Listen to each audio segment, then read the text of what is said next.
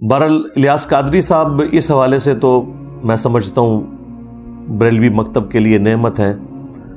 انہوں نے اس مکتب فکر کو صرف رسومات سے ہٹا کر پریکٹیکل دین کی طرف لانے میں اپنی ایفرٹ پٹ کی ہے. ورنہ بریلوی مکتب میں نماز پڑھنا، داڑھی رکھنا، پگڑی باندھنا یہ صرف علماء کا کام ہوتا تھا. عوام الناس تو صرف میلاد کے جلوسوں میں شامل ہوتی تھی.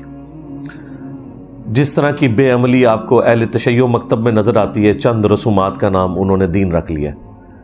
تو بریلوی فرقے کا بھی یہی حال تھا. الیاس قادری صاحب نے ان سے جو ہمارے عقائد میں اختلافات ہیں وہ اپنی جگہ، لیکن بہت بڑی ایفرٹ پٹ کی ہے. اور ایک اور چیز جو بڑی حیران کن ہے آپ لوگوں کے لیے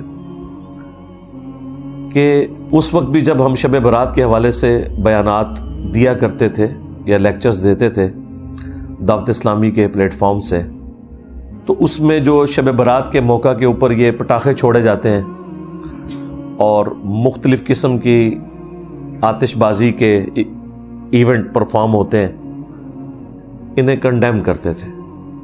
اب تو یہ آلموسٹ ختم ہی ہو چکے ہیں. ہندوؤں کے ساتھ رہ کر ہولی اور دیوالی کی رسومات کے زیر اثر مسلمانوں نے بھی اس رات کے اندر آتش بازی کا سلسلہ شروع کر دیا تھا. آج کل کی ینگ جنریشن کو اس کا آئیڈیا نہیں ہے کہ کتنی زیادہ آتش بازی ہوا کرتی تھی پچھلی صدی کے اینڈ میں. اس صدی کے سٹارٹ کے اندر یہ آہستہ آہستہ دعوت اسلامی کے زیر اثر، ظاہر ہے جب بریلوی مکتب کے بڑے لوگ جنہوں نے شب برات کی رسومات کو گود لیا ہوا تھا وہ خود ہی اعلان برات کر دیں تو پھر ایشو ایڈریس ہو جاتا ہے. ایک نیچرل چیز ہے. تو الیاس قادری صاحب کو یہ میں کریڈٹ دوں گا. اگر کسی ایک بندے کو کریڈٹ جاتا ہے نا بریلویوں میں، وہ الیاس قادری صاحب ہیں کہ ان کی ایفرٹ کی وجہ سے اس زمانے میں بھی ہم لوگ جب درس و بیان کا سلسلہ کرتے تھے تو باقاعدہ آتش بازی کو کنڈیم کرتے تھے. اور پھر دعوت اسلامی چونکہ ایک تبلیغی جماعت بریلویوں کی، ان کے زیر اثر پھر یہ اتنی بات پھیلی کہ اب اس کی باقیات صرف اتنی ہے کہ مساجد کے اندر آپ کو لائٹنگ نظر آئے گی، سمپل سی، بس یہ شب برات رہ گئی ہے. یا لوگ رات کا قیام کر لیتے ہیں، صبح کے وقت سحری کا بندوبست ہوتا ہے. باقی وہ جو خرافات تھی نا اسپیسیفکلی یہ آتش بازی والی، وہ مکمل طور پہ ختم ہو چکی ہیں الحمدللہ. اس کے پیچھے ہماری اکانومی بھی ہے. اب لوگوں کے پاس اتنا پیسہ بھی نہیں کہ ان کاموں میں صرف کریں، یہ بھی ایک ریزن ہے.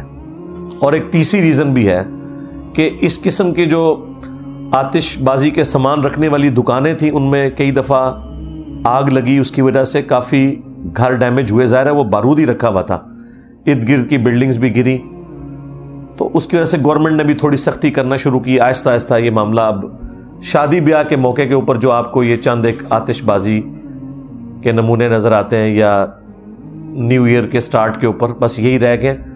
ورنہ سب سے زیادہ اگر آتش بازی ہوتی تھی نا، میں 90s کی بات کر رہا ہوں جب ہم لوگ ینگ ایج میں تھے، خیر ابھی بھی ہم جوان ہیں الحمدللہ، تو اس وقت اتنی زیادہ یہ ہوتی تھی. اور خود ہم بھی اس میں شامل تھے. انار چھوڑنا، اس طرح وہ ایک ڈزی بنائی ہوئی ہوتی تھی، اس میں وہ فاسفورس تھوڑا ڈال کے دھڑل کر کے مارتے تھے.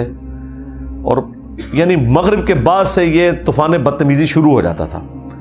خیر پھر جب دعوت اسلامی کے ساتھ اٹیچمنٹ ہو گئی، پھر آہستہ آہستہ ان چیزوں سے توبہ کی اور اسے کنڈیم کرنا شروع کیا. اب بہرحال یہ کافی حد تک ایشو ایڈریس ہو چکا ہے.